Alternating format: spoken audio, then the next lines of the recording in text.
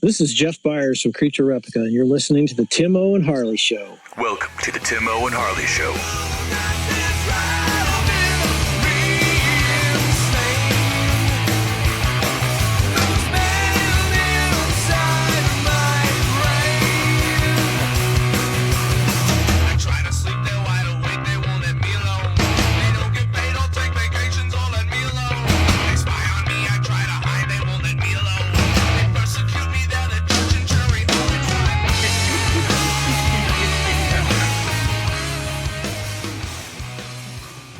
Thank you for listening to Tim O and Harley Show. I am Tim O. Over there's my partner in mind crime, Mr. Ben Harley. Say hello, Harley. What is happening, people? Ben Hollywood Harley. Ooh, that's right, baby. Hollywood. I don't know if Hollywood could take me, Tim. I don't know. I had to throw like a little like sly wrestling term in there because me, Angio, and Chance, the fam, we're going to come and watch you run away from wrestlers or wrestle or do something like that. I'm not, really it's all called wrestling, right? Yes. Wrestling. Yes. Right, wrestling. So we got a little bit up our sleeve. We're going to be a little bit perturbed because, not to let too much out of the bag, but poor Kevin, who's never heard a fly. No, he was kidnapped, Timo. Kidnapped by Andy Shane and D Ray, who I think he's going under what was it, Frozone or something? Not Fro. I don't know. That's from Incredibles. Kidnapping is illegal, and so is that name. I'm just telling you right now. And then they proceeded to zap. They took some of those, I think it's a defibrillator, and zapped him on the head and changed him. Now he's talking all like he's got sense. What? Yes. Oh, yeah. Now he's going to be coming back to us, and we're going to, the potentate shall not be happy, and we're going to have to, probably pull one of those Clockwork Orange things. And well, one quick hit of crack might do it, though, too. That too. Well, two. And then we got you. Then so... But so it's going to be an interesting one, my friend. I'm so excited that you guys are coming. That'll be fun. It's going to be a blast, and I will make sure, doubly sure, that you'll have a good time. Oh, I know you will, bud. That'll be good. Yeah, I tell you, I've been to some of the smaller, like kind of house shows, wrestling shows. Oh, you're from a hotbed of wrestling, ain't you? Oh, yeah. And so I know the deal. I know it's on some levels it's more fun. Well, it's not that much different than going to see a band. You can have a really good time going to see a band at a big convention center or something, but you can have a hell of a time seeing a band in a basement party too. And sometimes those are the ones that you end up talking about for the rest of your life. Mm-hmm. The smaller shows, like the concerts. And I've been in some small clubs and saw some of the greatest music I've ever seen in my life, and so same thing with the wrestling. It's going to be a good show. And I'm excited for you guys because it just doesn't really, the crowd and the sound doesn't translate over as well on like our YouTube or on the show on the Saturday night show. Sure, right. We're looking forward to it, Mr. Ben Harley. Looking forward to it. It'll be a good time. I'm excited. Okay, so this week we have a special surprise. Since we get to have a special surprise and get to hang out and toodly-doo, we have our good friend, Mr. Jeff Beyers, on the show this week. I did an interview. It's going to be a two-parter. All right, a two-part interview. This week we're going to have part one, and next week, Mr. Ben Harley, we're going to have part two. Exactly. Exactly. So we wanted to have Jeff on because we've been talking about Fact or Fiction Fest, which is coming up September 6th to 8th, I think. At the Indianapolis at the I'm going off the top of my head here. Indianapolis at the Indiana Convention Center. I do know he has a couple in the space-time continuum. By the time you hear this, it might not be so, but he did have some tables left.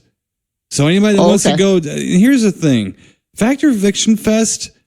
If you think it's not part of Horror Hound, then you've never been to Horror Hound. Okay, sure. So the tables are a really good deal.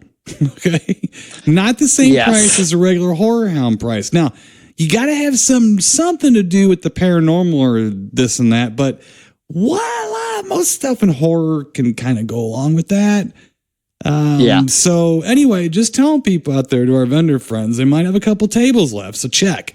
They might be gone by the time you hear it, but check. It's a good opportunity to rustle up a table at Horror Hound maybe for a couple bucks cheaper than you might think you're going to get it for. So, but we had Jeff on, and we're going to get to that here in a little bit, Mr. Ben Harley. I forgot to mention Creatureplica. Mr. Jeff Beyers, of course, yes. We know, and our pals have got to know him through his company, Creatureplica.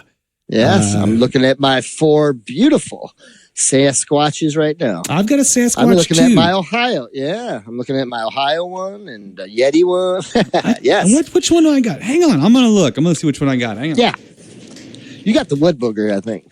I got the North American Sasquatch. Yeah, that's right. Yep, me too. It's a good one, and I really enjoy these, and they're parts of the crown jewel of my my action figure collection. Yes, my dolls. Yes, man. Yeah. No, they're awesome, dude. I love them. Right. They really are some of my favorite pieces in my collection. Mm-hmm. And and seriously, he worked his butt off getting these things out to the public and stuff like that. We met him, Tim, probably a year or so before he even had any product out there. And he was pushing and it's paid off for him. So he did a hell of a job. Good job promoting himself, putting himself out there. Did a hell of a job talking to Mr. Ben Harley, because I like to push.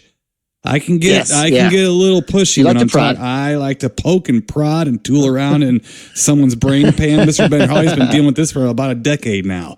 So he knows what it's like to have his brain massaged by Timo. So we'll see how Jeff Beyers handles it and holds up to it. Real quick, Mr. Ben Harley, I did watch a couple things that I want to report back to you. Okay, lay it on me, man. One of the things I actually sent you a text about, I had to this week, Mr. Ben Harley, from 1959. Randolph Scott. Yes, from 1959, I got my Randolph Scott fix with Ride Lonesome. Oh yeah, did you enjoy that? Ride Lonesome. Yes. Oh man, good. It one. looked good. You sent me a text. It looked really grand on that television. Oh yeah, it's a pretty good one. This one didn't grab me as much, but I've learned something about the Randolph Scott movie from the late 50s, early 60s. It's the same movie. He's like a Bad Religion record. Okay. It's the same song over and over again. Same. Just play a little bit of different speed, but it's a really good song. Same thing with this too. It's so far the stories have been about the exact same story when you kind of peel them apart. But it's a good story. Right. And it's a good Western. Yeah. This has the best cast so far. It had, of course, Randolph Scott, James Best,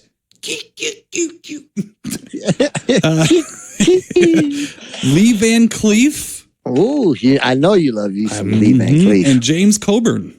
Oh, wow. Okay. Yeah. I like James Coburn. That's right. So good cast. A real nice curvy lady, too. I forgot who that was, but I looked at her and said, Ben Harley should see this woman now. And then I forgot about it. But I do remember thinking that. A picture. Yeah. So good time. So I did get my Randolph Scott fix in. I don't know what I'm going to do this weekend, though. I don't know. I'm going to be in Toodly-Doo. There's not a lot of Randolph Scott in Toodly-Doo. That's far from the West or the South. No, we're going to have to dig some up, buddy. I got something, though. We have a few Westerns. All right. Okay. Okay, next up, Mr. Ben Harley. From the year, I don't remember and I don't care. Yeah. I saw the movie. I watched the movie Willow. Yeah, I saw that in the theater, Tim. I'm sorry. Yeah. Well, when it first came out, I liked Val Kilmer, and I thought he was good. And I liked, what's her name? Red Attila the Hun, or whatever she was back then. And I liked the dragon, but it was just that movie. It didn't like. The more I watched it, the more I didn't like it. You know what I mean? Mm-hmm. And out of the way, Peck. I did like that part when he. Look, I always get this movie mixed up with Legend, and I'm I can see Tom that, Cruise in it, and I'm going to tell you why. Yeah. I'm going to tell you why. First of all, it's Tom Cruise versus Val Kilmer, two pain in the ass pretty boys from that era. But the thing is this. First of all, I'm going to get this out of the way. There's some stop motion in this movie, Willow, with the big dragon monsters and stuff. It's all stop motion. The double head. It's genius. Yeah. It makes me depressed that this is where we were at with stop motion and we went to CGI. It was so much more convincing than any CGI I've ever seen. And I'm going to put Jurassic Park in there. Yeah. It was incredible. I was blown the shit away. I mean, I was like, holy crap. And then the movie got in the way. So I just wanted to bring that up. It was basically like Return of the Jedi, like type cool effects. Yeah. You know, and stuff. And so that's great. And that made me depressed on one level. But here's the other thing. There's a list of movies I'll probably get killed for, slaughtered for. Yeah. I never saw First Run. I never got interested in them. I finally watched them along the way and hated them worse than I thought I would. I just know when I'm not going to like a movie. I'll give you examples. Sure. The Never-Ending Story. Didn't watch it, looked at it, went, oh, no. And I did finally see it, and I fucking hated it. I've never ended that story. Yeah, right. I hated it. Hated it, okay? Yeah. 2, Willow. Willow's another one. I believe it. I can see that. I looked at those I said, nope, not for me. Nope. And exactly. No, this is the first time I watched it. I'm 46 years old. I haven't seen Willow. I'm a movie freak. Wow. I never saw it. That's pretty impressive, buddy. And especially for a guy like yourself, you know, who is a movie buff. That's pretty impressive and I don't, you know, you're not missing a lot by any means. No. It's bad, man. It's just a bad movie. Yeah. It's boring. It's bad. It's fluff. Yeah. It's nothing. Legend's another one. Same thing. Never saw it. Never was interested in it. I've seen these movies since I was a kid. I mean, I just never watched them when you should have watched them, when everyone else watched them. Sure. I didn't care about them. I didn't look like I was going to like them. And I watched them thinking I was going to like them. See, so I'm not going into them with like really bad, any kind of like bad attitude. Give you another one, Labyrinth. I liked it less than I liked a kick in the groin. Couldn't stand it. Okay, here's another one for you, Goonies. Yeah, I know that. I can't. You're a big Goonie boohoo, right? Monster Squad. Yeah, I'm not. Are you getting like a theme here, like an era and a PG-13 rating? Yeah. No, forget it. I couldn't. And some take of them it. were after my time. I was, you know what I mean. I was. Well, mine too. I think that's part of it too. Oh, for sure. Yeah. After seeing Excalibur at the age I was, there wasn't much after that was like, and if it was too much fluff, you know what I'm saying? I wanted the Excalibur and the sex and the violence, but it was it's a beautiful film, man. It is. It's absolutely. Wonderful. Yeah. You know, but, so I think that's where you and I agree on a lot of that. So yeah, like Monster Squad, I was too old for that. And even going back and watching it, we reviewed it, right? And it just, you know, I can do without it. I'm not being sexist here by saying this. I want people to understand that these words can be uttered and they're not sexist. What? These movies were made for girls. That's fine. It doesn't mean I have to like it, and I'm not a girl. Yeah.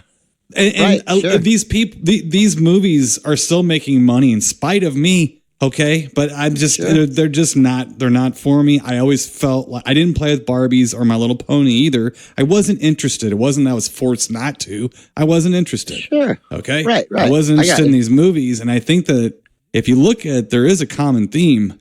Girls like all these movies. Women like these movies a lot, and for some reason, it does not tap into my feminine side. We'll just put it that way. Sure. Willow is right there, and Willow was one of the last of the lot. Yeah. And it was even Blu-ray. Watched it, was like, I mean, maybe, I don't know. I was ready to tear my eyes out. Maybe after the credits.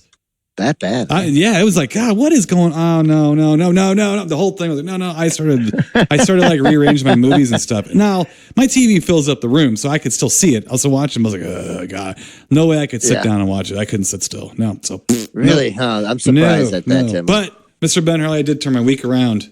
That a boy. So I told you I watched Leviathan last week, right? Yeah. So I moved on. I watched Deep Star 6 from 89 and The Abyss from 89 also. Right. So, and I can report back that, The Abyss to me is not holding up as well as it did.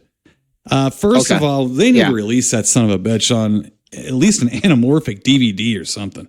Apparently, James Cameron is okay to release on Blu-ray or something, but he wants to personally supervise a transfer and he ain't got time. Well, fucking get time or do something. Yeah. Just scan it and put it out in a stream or something for people to watch at least. Yeah. God, I hate when these people do this. It's like, well, fuck you then. I mean, it's like, then I'm not going to buy it. I'll pirate it then. If If you want to be a dickhole. I get a little antsy. I get cranky about these things, Ben Harley. Cranky. Well, yeah, and I don't blame anybody. And I can see that might not be holding up as well. Mm-hmm. But for me, The Abyss, and I've seen it numerous times, but it's never been quite as good as it was the first time I seen it. Now, there's a lot of movies, and I'm not sure which one I can name for you now, but I know there's some in my repertoire. Same thing, that I was so wowed by them when I first saw it, but then I'm done. You know, there's been very few movies in my life that have really had me on the edge of my seat as much as The Abyss did. Like, because there's just so much shit and so much tension. And I'm just really weird about underwater stuff like that too, and shit going wrong. Because if it goes wrong, you're done, you know? And like, right. But I can't get that same effect watching it again as I did the first time. Now, if I watched it with somebody else, maybe, because then I could kind of enjoy it through their eyes. It was the first time they'd seen it, you know, or something like that. But we watched both The Abyss and Deep Star 6. Leviathan and Deep Star 6 are holding up. I think actually Deep Star 6 is going to be the holding. It started off probably the weakest, but over time, I think it's the one that's really picked up. Yeah, but over time, I'm telling you, if you watch it again, it's picked up steam. Yeah. Here's the other thing. Hardly anyone's ever gotten to see a good version of this because it was in a full-frame VHS and a full-frame DVD. It was terrible transfers. I have a nice import widescreen Blu-ray of it, and it makes a big difference. It's a good movie. It's good production values. I think actually the monster was better than in either of the other two movies. And not that it was great, but it was still better, you know, than the rest of them. But it's a little surprising, just a little surprising, you know, like what you might get when you go back to them. Because I always liked The Abyss the most and enjoyed watching the other two the most. Okay. And The Abyss kind of was like, you know, it's good. It's really good. But, you know, all I got to say to James Cameron is you better put a Blu-ray or something out of that because I'm about done watching it. You know, and it's just like, it's long. It's a long movie. It's kind of pretty to look at, but the more you see it, the less you really want to watch it, and you don't care anymore. If you want to see pretty underwater stuff, we have Deep Star 6 and Leviathan. Because what you can't argue is that the production values are pretty good. You know, on both of those movies. And they look good, too. But anyway, we still had a really good time watching them. Well, Mr. Ben Harley, we're running a little long here. Want to get to Jeff Beyers' interview here, okay? So this is going to be part one of the Jeff Beyers interview. Okay. So now, as I said, Jeff is running the Factor Fiction Fest at Horror Hound. He's a co-owner of Creatureplica. Now, my intention for doing this was to promote Factor Fiction Fest, which we do a little bit of. But this, quote, interview ended up being much more of a conversation. Now, this week is very heavy on Jeff, and we're talking a lot of Bigfoot. Yeah. So there's some interesting stuff that goes on. Either way, we are promoting Factor Fiction Fest, because if you find this conversation even remotely fascinating, this is why you should go. Go up to these people's tables and actually talk to them one-on-one. They love talking about this stuff. It's not just a TV thing. They love talking about it. You will stand there. You get some actors. Actors like to talk about themselves and their careers. These people love to talk about the subject. Yes. Whatever it is, if it's about the ghosts, if it's about aliens, like Travis Walton, if it's about who's going to be there. And people, really? Is he? Yes. Mm-hmm. Oh, I mentioned. Sweet. Yeah, I mentioned that in the interview too. That we good. Let's get to part one of our interview with Jeff Beyers from Factor Fiction Fest and Creatureplica. Yeah. Let's do this right now, Mr. Ben Harley. Anyway, Timo. I'd like to welcome to the show our good buddy, Mr. Creatureplica himself, the co-owner of Creatureplica and the organizer of the upcoming Fact or Fiction Fest housed within Horror Hound in Indianapolis coming up. Mr. Jeff Beyers. Hello, Jeff.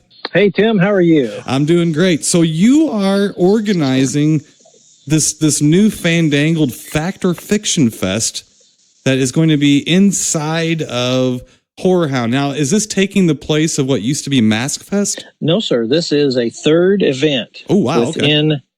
Within the event, and at a venue that's 3 times bigger than any venue they've had before. So there's plenty of room. Am I correct in this is the first time that Horror Hound is going to be in the convention center in Indianapolis? Yes, sir. Yep. It's the Indiana Convention Center. Is that what it's called? The Indiana Convention Center. Yes, sir. But do you have to buy a separate ticket to go into Fact or Fiction Fest? No, one ticket that you get on the Horror Hound website or at the venue covers all 3 events. Okay, very good, very good. So, well, let's talk about some of the guests that you have. So, let's see. You got Bob Gimlin, who's a good pal of yours, right? Bob Gimlin is a guy that I actually love. I've been traveling around with him for the last couple of years doing events, and I've learned a lot about the man. He's a wonderful human, despite you take Sasquatch out of the picture, and he's still one of the most remarkable humans that I've ever had the pleasure of meeting. And he enjoys meeting people, and he's gonna, this probably will be maybe his last large scale event that he does. So it's a bittersweet thing, but I'm sure proud to have him there. It'll be a hell of an event to go out on if he's not gonna do any more big ones, because I know it's gonna be huge. It's gonna be huge. Yeah. Obviously, for listeners who live under a rock, I guess, but Bob Gimlin was one of the 2 gentlemen, along with Patterson, who took the footage, the famous footage, filmed footage, 16 millimeter, correct? Was it 16 millimeter? Of the I believe it was 16. Yeah, of the famous Bigfoot walking through the woods. Now, here's a personal question for you since we're on that. And I was going to wait to ask you this later. I'm ready. You yourself are a Bigfoot enthusiast, correct? It started out enthusiast, but just by accident, it's kind of morphed its way into a little bit different of a situation. Right. So, and Creatureplica, you guys do a lot of Sasquatch figures. I'd call them. I don't want to call them toys, but figures you guys do. I used to call them action figures. That's perfect. Let me ask you, because it's one of 2 things usually. So was it In Search Of, or was it Boggy Creek that got you into it? Actually, in total honesty, the first 2 things were the Patterson Gimlin film, and the first thing that actually scarred me was Boggy Creek. Yeah. Okay. So it's both. So you saw, because me and Harley talk a lot on the show about all of us kids saw the In Search Of, where that's what I remember them playing that Patterson Gimlin footage on the first time. Is that where you recall seeing it? No, the first time I seen it, I was very little, and I was at my grandparents' house, and they had an Argosy magazine that had stills from that film on the front page. Uh-huh.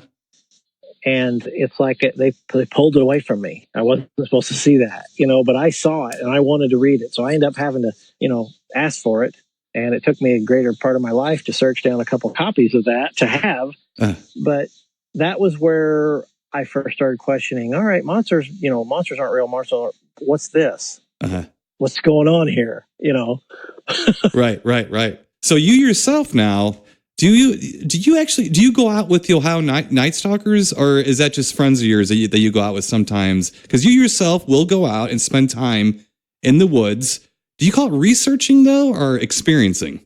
At first, it was just experiencing. Uh-huh. Mike Feltner and Mike Miller, the Ohio Night Stalkers, I sponsored them, and they sponsored a speaker for a different conference. One time's how I met them. Uh-huh. And it was cool because they're just average guys, and I thought, we started talking, and they kind of asked me, would you want to go out, which they don't do, mm-hmm. And I'm like, well, yeah, I'd love that, because I've had my own experiences, but I've never deliberately went and spent an entire night, 3 days in a row in the woods. I didn't do that. Well, this was the chance. And that experience encounters thing we're talking about turned into the, is it there? And, could it possibly be? That's all past. Now they invite me to go out with them whenever they will have a family down east, south, mm-hmm. that's having difficulties. I put up a cabin, and now every night stuff's throwing rocks at the cabin, and we're getting yells, and I can't put my horses out. I can't keep horses anymore. The dogs won't go outside. The kids are afraid to go outside because of the screams and yells. And I go with them out with some of the members of the family for a couple nights, and they get to experience things. And guess what? We're not dead. Mm-hmm. It's not really so much a horror movie as it is a really, really unique part of nature that you guys are lucky enough to have happen on your property. Mm-hmm. And, they experience it, they see it happen, and they're intrigued enough to say, okay, yeah, it's still going to startle the crap out of me, but I accept that it's there. Mm-hmm. Only once mm-hmm. have I ever, been around them when there was one family ended up having to move. But, so that, I don't know what you would call that. I don't want to say research because it's not a scientific. Investigating. It's about, it's investigating, is this really happening to these people? Mm-hmm. And if it is, let's go out there and let's have some experiences and let's show them that, it's not, you don't have to live in fear. You just got to acknowledge it's there and maybe kind of avoid that particular area or work around it. Mm-hmm. You can't leave your house, but, and I've seen people just be they fall over themselves being thankful. It's like, I really appreciate that. Nobody else would have, I don't want to say anything bad about any other organization or anything like that, but what these guys do and what I've got to witness with them is wonderful. Plus, we've had some really up close and personal. It's like 5 other shows worth of stuff that I could tell you about, but then you'd say, you've lost your mind. No, actually, me and Harley have talked about you before and on the show, and you're one of the people we like to talk to because we know you, and we know you can't bullshit a bullshitter. So we know we believe what you're saying. There's no believing in what you're saying. We're listening to what you're saying, but. I want to press a little bit because I've been living the last couple of years in a wooded area, and I grew up in the country, okay, but I'm not in a wooded area. I grew up Illinois, central Illinois, farm fields and flat, so there's not a lot. But now where I'm at, I'm closer to St. Louis, and it's a little hillier, and I live on I own 8 acres of wooded land myself, which is connected, of course, to a much bigger plot of woods. I'm curious if there's any at all, or what would be the evidence that you find compelling that is, let's say, physical evidence, let's say. Is there anything that you really buy into besides actually seeing a footprint or actually having experience with one that is nearby? I guess trace evidence. I'm sorry, it just popped in my head, like a trace evidence that you would find. You're not talking about like pyramids of sticks or rocks or anything, right? Yeah, no, I actually am. I'm talking about the reason I'm asking is because when I started living in a wooded area, I started finding a lot of things that I used to see on television shows that were considered Bigfoot evidence. And I don't think I have one here. So I was just curious if there was anything that you find compelling about that kind of stuff, as far as like trees being twisted. The tree structures, they call them. And I'm not talking about what looks like an igloo. Clearly something happened there. I'm talking about the teepee looking things with like 4 or 5 trees or branches laying next to each other. I didn't know how compelling you found those to be, or if you... I didn't at all, Tim, until because I do timber work. I do things, I tear out timber, build ponds, that kind of stuff. Okay. So I've seen sticks fall. And everything I had seen up until a certain point was like, that's not what you think. Mm-hmm. That's not what you think. Okay, then fast forward to when you see something that's freshly woven, that you can't move it. It's too strong and thick with your hands. Then you raise an eyebrow. Mm-hmm. And then, most recently, you walk through one area and on the way back through that same area, there are 2 massive things in the form of an X right in the middle of that path that weren't there. Then you start thinking, all right, well, especially if you're having experiences right there, that creatures are around, then you start thinking, all right, well, that I can't explain that. Hasn't happened enough. I can get a really good opinion going, but I have had little pyramids of exactly cut sticks, where you would leave something. And I saw the woven stuff. The woven stuff it boggles your mind. If they want to bend something over and pull it over and make a shape, you can discount that. But when down here where it's hooked, where it's freshly woven basket around in a little thing, it's like that didn't fall out of the tree and it happened. Right. And people say, oh, you're stupid, that somebody else did that, or, that's not what you think. I'm not saying I know what it is. Harley and I've had a little fun with them because it's all big oaks around here. We have persimmons in the front and giant oaks in the back, and we do have some cedars and stuff like that. But due to weather, I've seen large trees that look like they were cut almost with a blade, and they're gone, and nothing else around them is touched. Now it can be a little. One of them I think might have been lightning and wind at the same time that blew something back. But there was one in my front that was twisted, and it was by itself, and it was twisted. The thing is it almost upset me a little bit, because it's like, well, that's what I see, but I'm in an area where I don't think, I could be wrong, I don't think it's sustainable to something like that. That's why I was asking, like, how much stock do you take into that, or do you add it on to whether or not you're having experiences and you're seeing the stuff at the same time? My exact answer is I will pay attention to that, and I will not dismiss it instantly if we're in an area.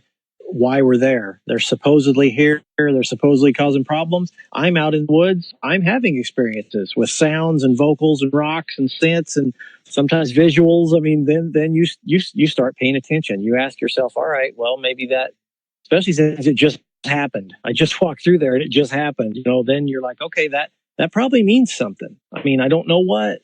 And then I don't know how deep you want to get into it, but a lot of times I'm thinking, all right, I think I know what's out here with us right now, but I actually don't. There's only been, 2 times that I've had visual stuff, but you want to say, well, that's exactly what that was. But there may be different versions of different creatures running around. I mean, if one thing that you can't possibly think exists, why can't multiple versions of it? I'm throwing that out there. Because different experiences and different sightings and different reports and different sounds, they throw you. You're like, all right. And I've been out with people that say, well, that's a fox and that's a bird and that's, you just jump to conclusions. It's like, no, when it's, 25 feet from you and it rattles your lungs like a bass in a car, and it doesn't leave, and you're hearing the footsteps, you're being intimidated, you're seeing the eye shine. Sometimes it's red. You're being had stuff thrown at you. That's something is happening right there. You can't dismiss that. And I've tried.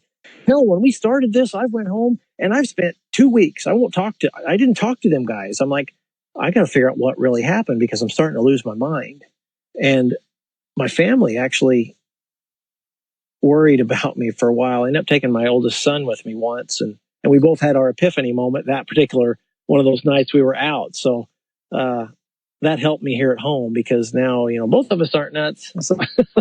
One thing that's been odd to me and Harley, and we don't understand this, so maybe help me understand this, is why do investigators, researchers, I'm not putting you in this category, I'm not assuming you do this, but why do at least some of them really hold on tight to some pretty compelling evidence? Well, there is an answer to that. They all do.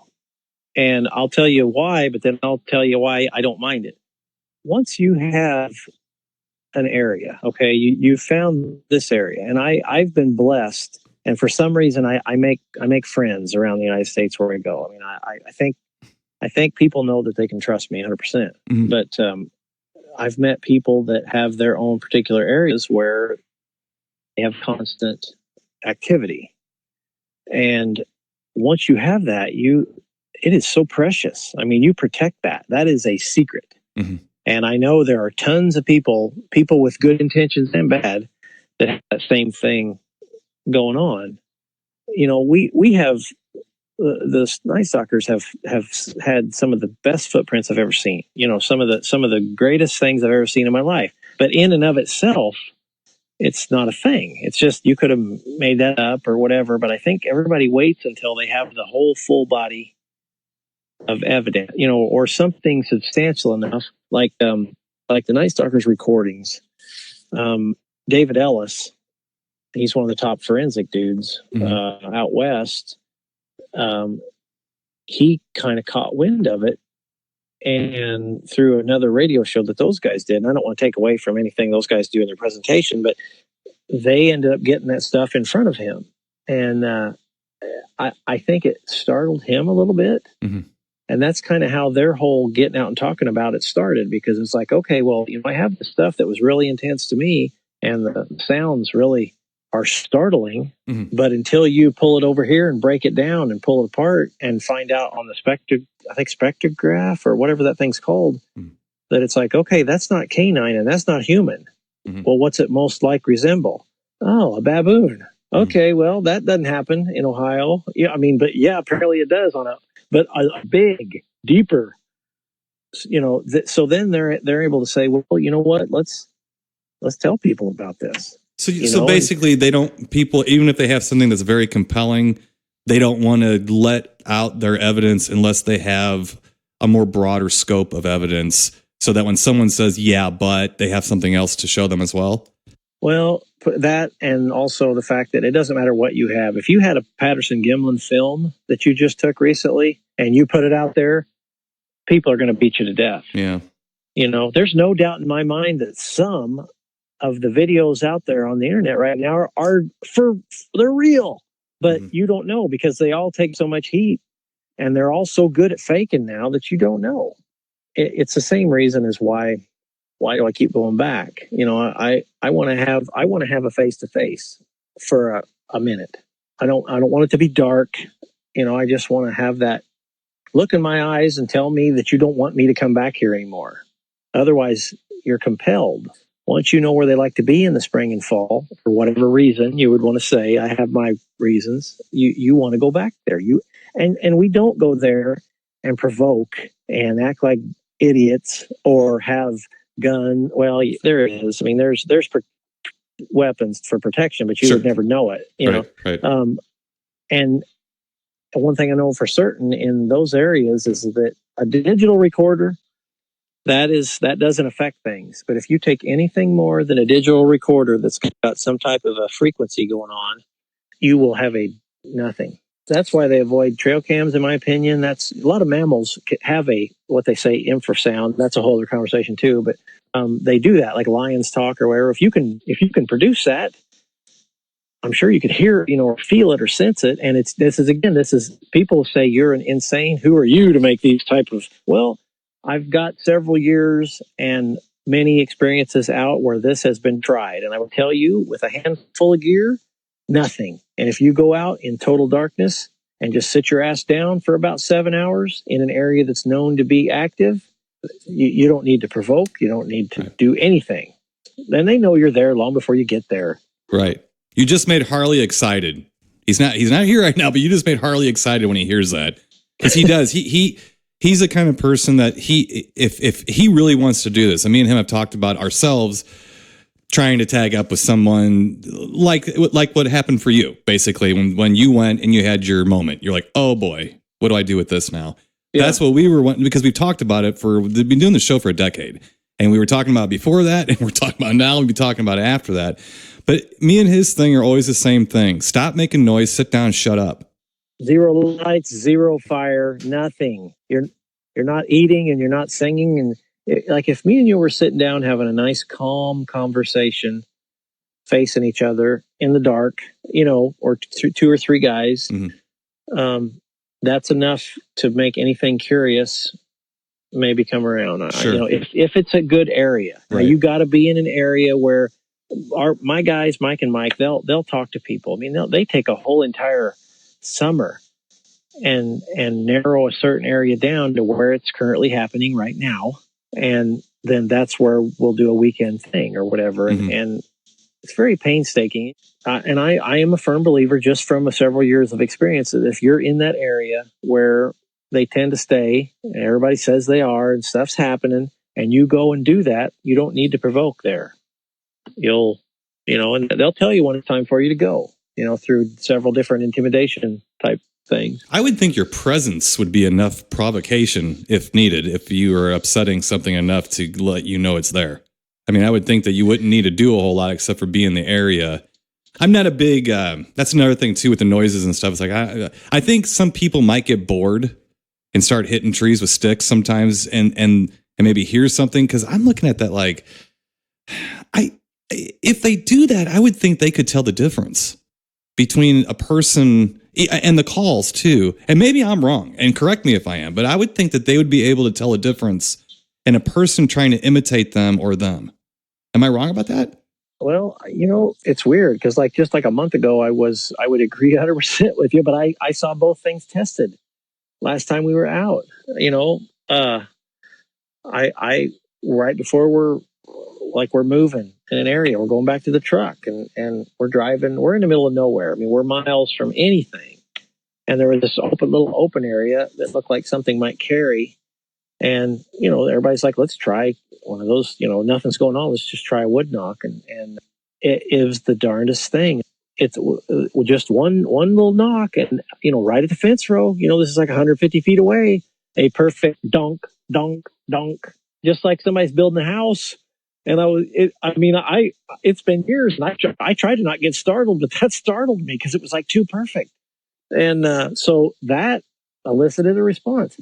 And we haven't had vocals for a long time, but that same night earlier, there had been a tornado or something down in these mountains. And there was an area where you could see all the way down and all the way up. And we decided, let's stop here for a minute. And instead of going walking back down the mountain, let's just stop right here. And Mike Feltner he's got a call that he does. And I don't know how a human can create this sound. And I accredit his talent to stirring stuff up in several states I've been in with these guys. People say nothing happens here. Well, he did one of those, and we get the most incredible, sustained, deep yell back. And then instantly the coyotes kick in after. And it was like, oh my gosh, that was so did they know that wasn't another similar creature? I don't think so, because it was a definitive answer at 3:30 in the morning, in an area where you can drive miles and miles and miles. There's not a house. There's not a cell tower. You don't have there's nothing down in some of those areas. You get down by Kentucky, West Virginia, and down in there. And it was incredible. So I would have said, no, that's kind of, just like you get bored, just like you said, you want to try some different stuff. And I'm not saying that doesn't happen on dry nights. Right. You try to, but due to some of the other experiences, it's a giant long story. I can tell you that the whole group now kind of knows what disrespect is, as opposed to respectfully just remaining in their area for a while and watching and experiencing what happens, because it's night and day different. If you push into an area further, they don't want you. The intimidation tactics intensify, but it's different. Now in Ohio, I have never felt, the first time we were out, I was bawling because I was like, what am I doing? This is real. I'm going to die. I'm stupid. I'm a million. Nobody knows where I'm at. There's no cell signal. I'm a dead man. But now down in that area, I do not feel threatened. We've heard pigs and cats, one bear, because there's a lot more bears now down in that area than there was. And that, pardon my French, scared the hell out of me every time. I think the pig was the most scary, but they're not as aggressive. I believe, and again, I'm not just saying this. I'm saying, okay, how many years has it been? It's been 32 times that I've spent all weekends out there. I feel like I have the right to say, even when they're pissed, it's not as an aggressive thing like Georgia, or that instant aggression. Right, we've heard down south they are more aggressive, smaller too, right? They're different physically and they're more aggressive, right? I haven't ever seen anything that way. I just know that in Ohio, West Virginia, Kentucky, that area, they tend to be a little bit more polite. And when they flank you, because they'll always flank you, one on each side. I don't give a crap what anybody says. If they disagree with me, they've never been in the woods, which I think 90% of the Bigfooters won't ever go in the woods and sit quietly all night. And that's fine. There's totally different ways of doing it. In Ohio, that when you're flanked and what happens, they're staying with you and just enough to let you know that, hey, I'm here, and really don't want you this far. But if you push into areas like in Georgia, oh my gosh, it was instant rocks from both sides. I've been used to always put yourself in the vulnerable position. Let them have the high ground and the vision and the best military position, and you're more apt to have some stuff happen. But in Georgia, it didn't matter. They were coming from both, and the whoops and the grunts, and bigger rocks, and the leaves, and the foot stomping, and the tree shaking type stuff is please get the hell out of here. So I was rattled in Georgia. I haven't experienced that even with real, which I don't want to talk about it now, but even with real close contact type stuff in Ohio, we're talking red eyes and mudslinging type stuff. I still didn't feel like I'm going to die. That particular night really changed me to, there's my opinion right now, and everybody's going to beat me up over it. Having seen that happen and having done the provoking thing and things charging and all that kind of stuff, anything that's not more intelligent than an ape is going to run right through you. You're done. The intent, they're not going to stop and intimidate and then hold back at the last. So it's got to be, at least in some cases, if there's different things out there, in that particular case, that was not 100% ape. Because I think you could piss an ape off to the point where they're going to sling you around a little bit. They're not going to come to you and stop. Well, they'll tear you apart if they're happy to see you. Yeah, exactly. they're beasts. I mean, that's a little chimpanzee or something will do that, and then that's frightening because you think of something that's the size of some of the things we've seen, what the power a chimp has compared to something that's that much bigger. Right. But I don't dwell on that in Ohio because you develop in certain areas that we go to every year.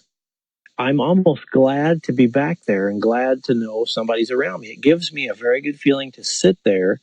And finally, you don't get so much anymore where if it's an infrasound, I'm not sure, where the world shuts down. Everything that's a prey item holds still, the bugs shut up, the frogs shut up, because there's a little bit of maybe an infrasound thing happening. They don't do that anymore, but they do make themselves known. Mm-hmm. And you might be a little blue eye shine over here and some noise or whatever. And it is so pleasant just to sit there and talk to very few people you're with. And it's like, isn't this amazing? 99.9% of the world would think we're nuts and they'll never experience this. And it is wonderful. It changes it. Like you wake up to all kinds of crap. Mm-hmm. You become aware that, what else don't I know? And, it's just a wonderful thing, Sure. And I very much enjoy it. It's why I drive 10 hours to get there and 3 more hours to drive out to it. Sure. It's enjoyable. All right, Mr. Ben Harley. Anyway, Timo. Jeff Beyers. That's right. Yeah. Part 1. Now that was basically, we're talking about Bigfoot. I'm asking Jeff and I'm listening to the question. Next week, we get into more of a back and forth conversation, kind of more of a 50-50. And it gets a little interesting. We talk a little bit more about a couple different paranormal phenomena, a little bit about the alien thing, Travis Walton, as we mentioned, and things like that. So wait till next week. And you will get to hear part 2 of the Jeff Beyers interview. Mr. Ben Harley, cool. Now let's get to our one official film for this week. Yeah, let's do that, my man. From 1961, we have the film Valley of the Dragons. Yes, sir. Well, let's get out, movie guy, and give you a storyline summary here of Valley of the Dragons. All right, here we go. Get out of here. In 1881, in Algeria, Michael Denning and Hector Servadac are fighting a duel when a comet brushing Earth takes the two men to the moon, where they discover a prehistoric civilization. That's the storyline summary if you got really drunk and stoned. Okay, let me back up. Yeah. That's the storyline summary if you got really drunk and stoned and only barely paid attention to the film. I can't say I wasn't either or both. I'm not saying. Can't say I wasn't either or one when I was watching this film. That's not quite what it is. There's a lot going on in this movie. Yes, my friend. And in a good way. I'm not complaining. Okay, so this is a lot going on there. This is black and white. So yeah, it's 1881 Algeria. Yes. Let's see. Cesar Donova, who plays Hector. Yeah. I'm going to have a hard time with accents here, having fun with this one, buddy. And this is a Jules Verne it's based off of a Jules Verne story. Yes. Yeah. Now, we saw Cesar Donova. Cesar! He was just in Chamber of Horrors. Oh, good. All right. He was also in a lot of other movies, Mr. Ben Harley. Mean Streets. Okay. He was the mayor in Animal House. Really? Yes. Yeah, I know. Yep. He was in Tentacles. Ooh, okay. He was in a little movie with someone that you have close to your heart, and this movie is called Viva Las Vegas. Well, You're starting to like him. You're starting to like Hector more now, aren't you? I like Hector. He played party with over there. Cesar Danova. There he is. Now, also the buddy that he's dueling with in, what was it, 1881 Algeria, is Sean McClory as Michael. Not quite as much of a prestigious list of films. Lots of TV. He was in The Quiet Man with John Wayne. Okay. He was also in Them. He was in Them. Ooh, I like that already. I think that what we really need to point out here is that Sean McClory played Jammer Delaney in Roller Boogie. There you go. And let's see here. Now, as our women, the blonde young lady is Joan Staley as Dina. Yeah, I was glad she showed up. Well, I already knew that. Boy, she fights for her man. She sure does. And then the brunette is Danielle Demertz, who plays Natita. Yeah. And I knew right away. Sort of familiar. I knew right away that when the day was done and we all went to our homes and cooked our meals and settled in for the evenings, that Miss Joan Staley, the blonde, would be going home with you, and Miss Danielle Demertz would be going home with me. And once again, Mr. Ben Harley, we are both happy and very proud of each other. That's right. So there you go. So we got that out of the way. Yeah, that's right.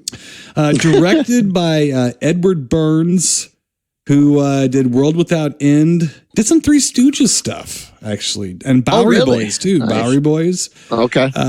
Return of the Fly with the giant fly head monster guy. And Menacing Philippe. How can you forget that one? Yeah. And Queen of Outer Space. So he knows his way around a B movie set. B movie, yeah. He's been around a few. Yeah. Yes. Also starring some stock footage from 1 million BC and a couple cameos from our friend Rodan. I was just thinking, like what? Did they loan Rodan out for a minute? I was sitting there. I mean, it was straight out of the movie. Like they didn't borrow the costume. No, it was lifted. It was footage. Yeah, it was literally footage from Rodan. What was funny, though, is that we're sitting there, we're being Andrew watching it, and the very first time you see the wings flap, I just sat there stunned. I was like, who am I going to say anything to? I'm looking around the room going, nobody's here to see this, and then they showed it again. And I told Angie, I go, that's got to be Rodan. That has to be Rodan. I go, it's got to be, So when they showed it again, I finally had to look. God, the first time I was like, well, this is 1961, and Rodan was made, I think, in 56. Believe it or not. Yeah, and it was color too. Rodan was color. So all they had to do was blow up the framing on the picture and put it in black and white and have Rodan going like that. And so they stole footage from 1 million BC and Rodan. So I mean, clearly it was a little stitched together. So. Really, the two horns on Rodan's head kind of gave it away. Yeah. And I tell you though, this is a little movie that could though. I mean, for a little B flick, and there's some silly shit in this, but man, they went for it. Mm-hmm. They went for it. Like there's, in most of these movies from this, even that time period and a little before that we like and enjoy, you're gonna get about 15 minutes of monster in it, and this has about. It's an hour, I think, and 20 some minutes. Yep. It's a good hour. Maybe I might be pushing it. 50 minutes though of monster rage just all over. Now there's some hokey monsters, but there's some full on brawls. It's mostly lizards with things taped on their backs. Alligators, with stuff on top, baby alligators, and then there's a couple mastodons that they don't quite look like a bantha, but yet it's still Well, there's the Neanderthals too. Who look like a cross between the Time Machine monsters and They Live, and the They Live faces, doesn't it? Yeah, big time. And then there's also the other Yeti Neanderthals. They end up fighting too. They're pretty. I don't want to put them down because they were okay, but I don't know where they got their tights, but they were nice. They had some nice tights with hair stuff. But the monsters are great. The people monsters, they called them Neanderthals. They lived 100,000 years. Everything was 100,000 years ago. Everything. according to these people, which is funny in the 50s because, our timeline keeps getting longer and longer and longer. And people argue today like, no, it's this, no, it's that. It's neither, you douchebags. We don't know shit. Like more than a couple of years ago. It's about it. We have like evidence of things, but we don't know what the hell's going on. So 100,000 years, why not? Who cares? Yeah, well, exactly. Why doesn't change the tax code. Who cares? But so that was kind of funny to hear what science at the time was saying about some of these things. It was humorous, but the thing is that the synopsis or story summary wasn't quite correct. What happened was apparently a comet bumped Earth, grazed us, and shot a piece of the Earth off of the Earth with a envelope of atmosphere still wrapped around it, and basically became like another moon, maybe. But I don't know how the comet transported dinosaurs and things across the galaxy back over and then scooped up these people. I don't know. Because old Caesar was like, it can only be one thing. Oh, pray tell, Caesar, pray tell. What's the only thing that this could be? I mean, I was like, that was part of the fun of the movie. You were alluding to it. It's brashness. It's just a brash movie. It's like I've got like caimans and monitor lizards with Chinese fans taped on their backs. We're gonna shoot these two fuckers fighting for like 5 minutes to the death, and they brawl. Yeah. And I picked the alligator with the thing on his back, and I won. Yeah. Too. I had a little money on him. Did you? Yeah. This is definitely not on PETA's top 10 movies list. No, my friend. There's a lot of animals tearing the shit out of each other in this movie, and it's kind of passed off as dinosaurs wrestling around. So, stop motion. This is not. This is there's giant armadillos in there and stuff. And the giant armadillos. I don't know what that one thing was. It was next to the mastodons or the woolly mammoths. Yeah, the woolly mammoths. It's like, oh, Timo, can I say my favorite part of the entire film was, besides the blonde, and actually the other girl was cute too, but there's other Neanderthals that can talk, and stuff and can communicate. They're not quite as gruesome as the other guys, the Yeti and the other guys. Well, there's that part. There's the gentleman. I'm saying gentleman. The Neanderthal Grand Poobah, if you were of the one tribe. He, the first time we get to meet him, he is fighting a ram that's dressed up a little bit, but he takes a giant club and just hammers this ram as it comes running at him.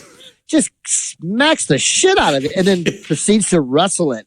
And I was impressed. I did not see that coming. I mean, the wrestling part was pretty intense, but man, he smacked the shit out of that thing with this clobbered that thing. It did like a flip or something. I'm like, Jesus, it looked like a little bamboo stick. How did you do that? And it was real.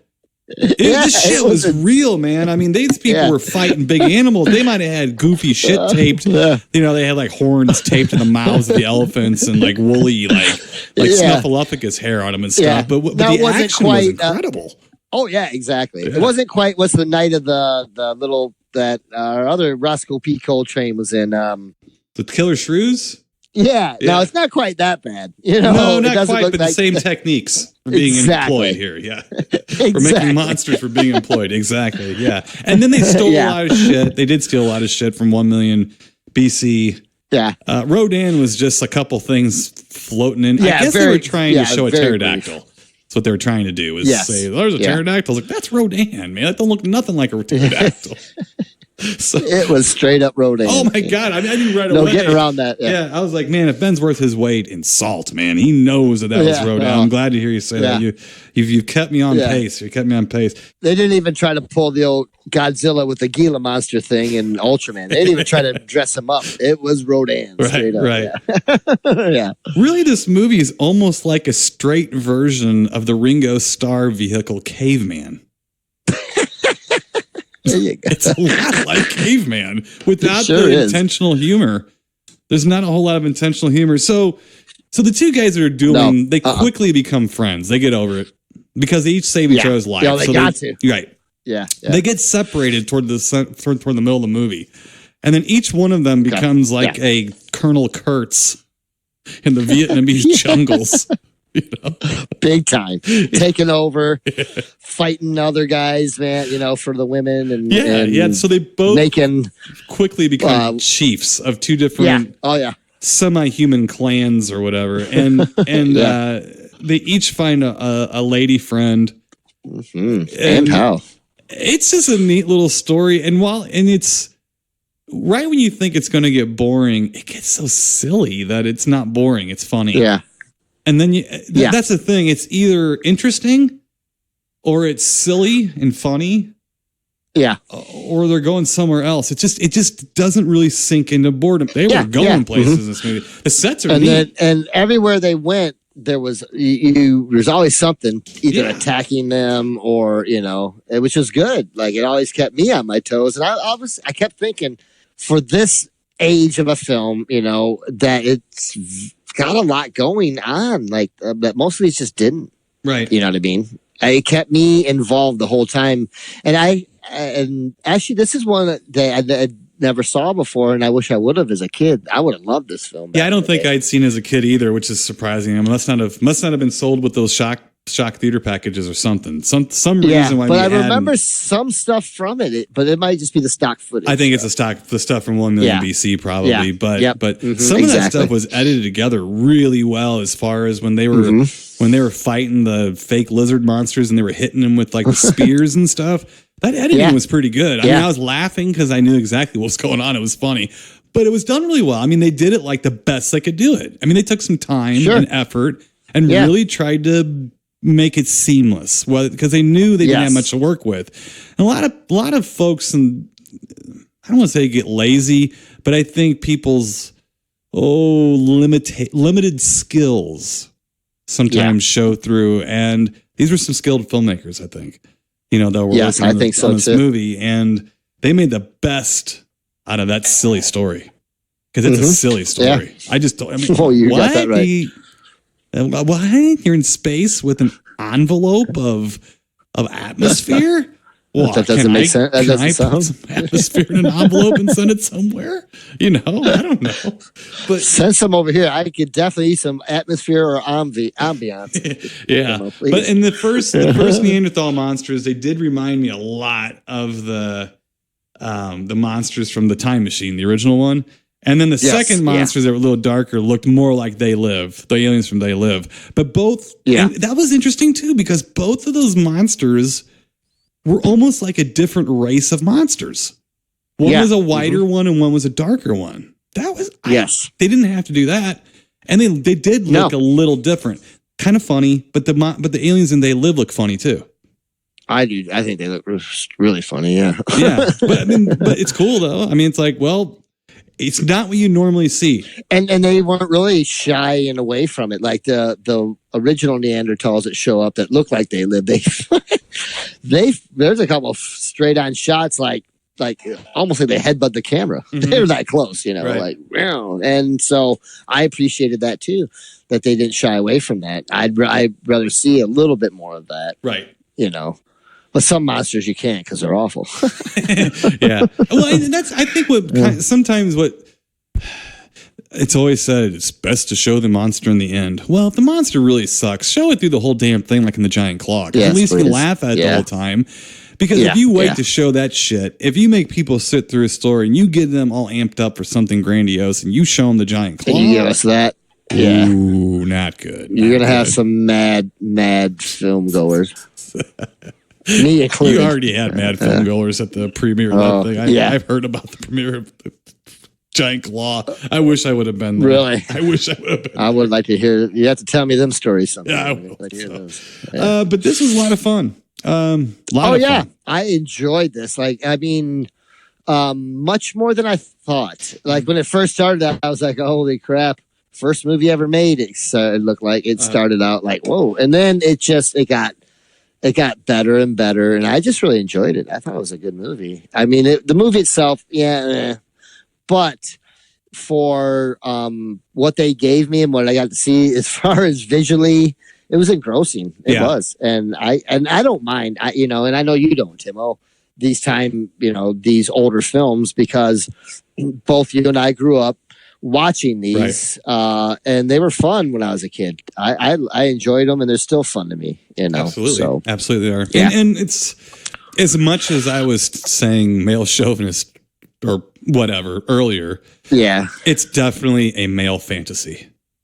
So I think for sure. I think guys would tend to enjoy it just because it is a silly little male fantasy. That being said, I think Angio enjoyed it too, just the fun, fun part. So we were definitely getting ornery with each other. So the guys were getting their shirts ripped off first. I was like, all right, that's enough of Cesar de Nova muscles. And I told her after a while, I was like, I'm waiting for the bikini cave women to come. They need to come because they'll be here. Bam, do they come right when I said that too? They will be here. Yeah, I'm good. We're good now. Now we're evened up. There we go. But it just made it fun to watch, and it was a fun little movie. And I'll tell you what, lots of movies like The People a Time Forgot and things that came later owe a lot to this, especially budgetary constraints and stuff. Because this movie's clearly a low budget movie, and they made it a wild, fun time, especially for 1961. This must have been one of those movies that kids or people saw in 61, and were just like, "Where did that movie go? That was actually a good, fun little movie. Like, what happened to it?" I really think so. So, and since then, the only time I ever heard of it playing was on Svengoolie. That was it. Svengoolie did have it on one night. I didn't watch it because we had the DVD to review, but I did have it on. So I was sitting outside looking at it through the TV so I could see that this was a black and white dinosaur movie. I was like, oh, we got to review this. I'm not going to blow it now and watch it. I'm going to wait, and boy, am I glad because it's fun. Yikes. Good movie. It is. Grape Ape Up. Good, solid Grape Ape Up for Valley of the Dragons. Yeah, I'm going to actually give this a Grape Ape Up to the rafters. Buddy. There you go. I enjoyed it thoroughly. And after last week's debacle. Last couple weeks. Clive Barker's pissed you off, man. Oh, you better stay away from me, man. You're singing the praises of Edward Burns. Screw you. Screw you, Clive Barker. We've got Edward Burns on our side. And I'm much happier this way. Yeah. Right. So, all right. Well, great. Well, a good, solid Grape Ape Up. I enjoyed that thoroughly. Good. For Valley of Dragons, I'm good. You're gonna give it up to the rafters. I'm doing the solid Grape Ape Up. We're gonna both give a little mild Grape Ape Up just for the balls to put like random scenes of Rodan in your movie. Yeah, go for it. Man. Badass. I mean, it was definitely part of what kept me awake. I was like, whoa, there he is, and it's Rodan. It made me really want to watch Rodan. Made me really want to watch it. I love watching that movie. So, Mr. Ben Harley, I don't know what we're going to do next week, but we'll probably report back from your wrestling event. I can report firsthand. I'll be like a roving reporter. Yeah. Well, you might be my smarmy lawyer, so might have to get custody of Kevin back for you. Yeah, exactly, because we'll be doing paternity suits for Kevin. Well, they actually sent him back to us, so I guess but did he come? He come with a little bit of atmosphere enveloped around him? Yeah, yes, he did. Okay, very good. Fighting an alligator with spikes on his. Well, we will find the fate of Kevin and amongst other things at the wrestling event at St. Clement's Hall this weekend, and then yes, sir, we'll report back. Yeah, we will report. It's going to be a good time, and I'm excited. Absolutely. All right, till next week, Mr. Ben Harley. Stay spooky, and we'll talk to you then. Keep it creepy, people. You've been listening to the Timo and Harley Show, brought to you by ScreenPrintingFactory.com, your affordable one-stop solution to all your screen printing needs.